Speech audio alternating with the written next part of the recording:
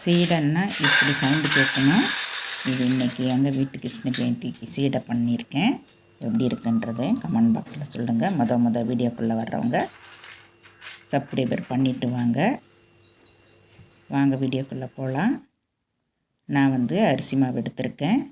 வீட்லேயே நல்லா கழுவி காய வச்சு மிஷினில் கொடுத்து அரைச்சிட்டு வந்திருக்கேன். அரைச்ச மாவு வறுத்து எடுத்துகிட்டு வந்திருக்கேன். அதெல்லாம் ஒரு வீடியோ போட்டிருக்கேன், அதை நீங்கள் பார்த்துக்கோங்க. அதையும் ஒரு வீடியோ தனியாக போட்டிருக்கேன். இது வறுத்த மாவு தான். 2 கப்பு எடுத்திருக்கேன் நான். நல்லா வறுத்துக்கலாம். இதில் 2 டேபிள் ஸ்பூன் அளவுக்கு நம்ம உளுத்தம் மாவு போட்டுக்கலாம். நல்லா வறுத்து அரைச்சிருக்கிறேன். உளுத்தம்பருப்பு அரைச்சி சளிச்சு எடுத்து வச்சுருக்கேன். அதையும் நான் வீடியோ போட்டிருக்கேன். 1 டீஸ்பூன் அளவுக்கு நான் எள்ளு போட்டிருக்கேன். 2 டீஸ்பூன் அளவுக்கு வெண்ணெய் போட்டுக்கலாம். 1/4 டீஸ்பூன் அளவுக்கு பெருங்காயம் போட்டுக்கலாம். 1/2 டீஸ்பூன் அளவுக்கு சால்ட்டு போட்டிருக்கேன்.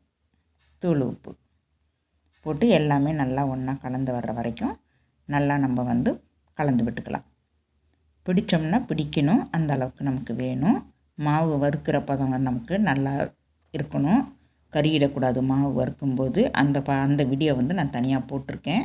இந்த இதில் நான் சொல்கிறேன், நான் உங்களுக்கு மாவு வறுக்கும்போது எப்படி வறுக்கணும் அப்படின்றதையும் அந்த வீடியோ பார்த்து தெரிஞ்சுக்கோங்க. நான் 1/2 கப் அளவுக்கு தேங்காய், துருவின தேங்காய் நான் போட்டுக்கிறேன்.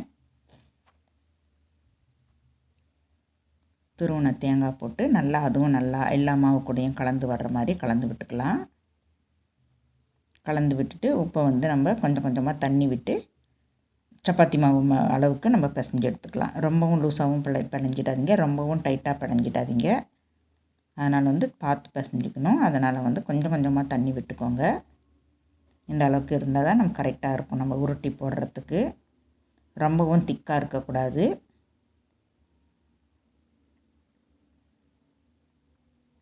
இப்போ கையிலேயே ஒட்டல பாருங்கள், இந்த மாதிரி இருக்கணும். நம்ம மாவு பிசையும் போது கையில் ஒட்டாத மாதிரி நம்ம மாவு பிசைஞ்சிக்கணும். அந்த அளவுக்கு சாஃப்டாகவும் இருக்கணும். இந்த கொஞ்சமாக எடுத்து அந்த 3 விரலில் வச்சே நம்ம இந்த மாவை சுரட்டி போட்டுக்கணும். நல்லா உள்ளங்கையில் வச்சுலாம் நல்லா அழுத்தி உருண்டை பிடிக்கக்கூடாது. அப்படியே மேலோட்டமாக தான் உருண்டை பிடிக்கணும். நான் உருண்டை பிடிச்சி இந்த மாதிரி ஒரு வெள்ளை துணியில் நான் போட்டிருக்கேன். அது ஒரு அரை மணி நேரம் அப்படியே ஆறி வரட்டும், காற்றோட்டமாக இருக்கணும். நம்ம இப்படியே நம்ம போட்டோம் அப்படின்னா நம்ம சூடாக எண்ணெயில் போடும்போது அது வெடிச்சிடும். அதனால் நம்ம இந்த மாதிரி சீடைங்களை பண்ணிவிட்டு அப்படியே காட்டன் துணியில் போட்டு நம்ம அப்படியே கொஞ்சம் ஒரு அரை மணி நேரம் அப்படியே உணர்த்திட்டோம் அப்படின்னா கொஞ்சம் ஈரம் நம்ம போயிடும். அதுக்கப்புறம் நம்ம எடுத்து எண்ணெயில் போட்டுக்கலாம். இதில் நான் உங்களுக்கு வெடிச்சிடும் அப்படின்ற ஒரு பயம் இருந்தது அப்படின்னா இந்த மாதிரி ஒரு ஊசி எடுத்தோ இல்லை ஸ்டிக் இருக்கும் பார்த்திங்களா, அந்த ஸ்டிக் எடுத்தோ இந்த மாதிரி குத்தி குத்தி எடுத்துக்கோங்க. அதில் ஒரு ஹோல்ஸ் போட்டுக்கோங்க.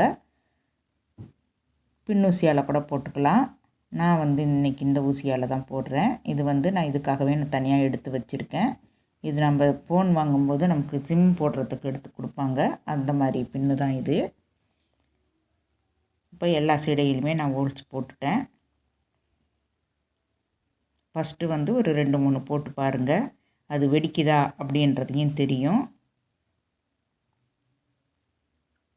எண்ணெய் காஞ்சிடுச்சான்னு பார்க்குறதுக்கு கொஞ்சமாக மாவள்ளி போட்டு பாருங்கள், அது எப்படி இருக்குது, டக்குன்னு எலும்பி வருதான்னு பார்த்துக்கோங்க. இப்போ நான் 2-3 தான் போட்டிருக்கேன். அது எப்படி வெடித்து வருதா, வெடிக்கிறது அப்படின்னாக்கா இன்னும் கொஞ்சம் நேரம் கூட நம்ம ஆற விட்டுட்டு போட்டுக்கலாம். இது எனக்கு வெடிக்கலை, நல்லாவே வந்திருக்கு. போட்டு 1 நிமிஷம் கழித்து நீங்கள் பரட்டி விட்டுக்கணும். உடனே பரட்டினீங்க அப்படின்னா மாவு அப்படியே கலந்து போயிடும். எண்ணெய் நல்லா சூடாக இருக்கணும்.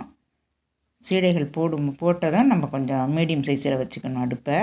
அப்போ தான் நமக்கு உள்ளெல்லாம் நமக்கு வெந்து நல்லா ப்ரௌன் கலராக வரும். இல்லைன்னா மேலே கலர் வந்துடும், உள்ளே மாவு இருக்கிற மாதிரியே இருக்கும். போட்டு 2 நிமிஷம் கழித்து கலந்து விட்டுக்கோங்க. உடனே கலந்துடாதீங்க, இந்த அளவு கலந்து விட்டுக்கோங்க. அப்பப்பயுமே கலந்து விட்டுக்கோங்க. 2 நிமிஷம் கழித்து கலந்துட்டு அதுக்கப்புறம் 1 நிமிஷம் விட்டு கலந்துட்டு அதுக்கப்புறம் அப்பப்போ கலந்து விட்டுக்கோங்க. அப்போ தான் நமக்கு எல்லா பக்கமும் ஒரே மாதிரி நமக்கு வெந்து வரும். இந்த மாதிரி நமக்கு அந்த நுரையெல்லாம் அடங்கினதுக்கப்புறம் நம்ம எடுத்துடலாம். இப்போ பாருங்கள், சீடை நல்லாவே நுரை அடங்கிடுச்சு. நான் சீடைகளை எடுத்துட்டு நான் அடுத்த பேட்சும் போட்டுக்கிறேன். கையில் ஒன்று ஒன்றா போடுறது கஷ்டமாக இருந்ததுன்னா நீங்கள் இந்த மாதிரி போட்டுக்கோங்க. இல்லை தட்டில் எடுத்து கூட அப்படியே போட்டுடலாம். அது தெரிச்சிடும் அப்படின்ற ஒரு பயம் இருந்ததுன்னா இந்த மாதிரி ஒரு ஜல்லிக்கரண்டியில் போட்டுட்டு அதுக்கப்புறம் போட்டுக்கோங்க. இந்த சீடை வந்து நமக்கு மாதக்கணக்கில் வச்சு கூட நம்ம சாப்பிட்டுக்கலாம். நம்ம செய்கிறத பொறுத்து இருக்குது.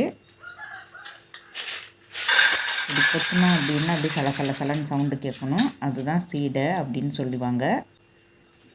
நமுத்து போகிற மாதிரி இருந்ததுன்னா மறுநாள் எல்லா சீடையும் நமுத்துடும். தேங்க்யூ.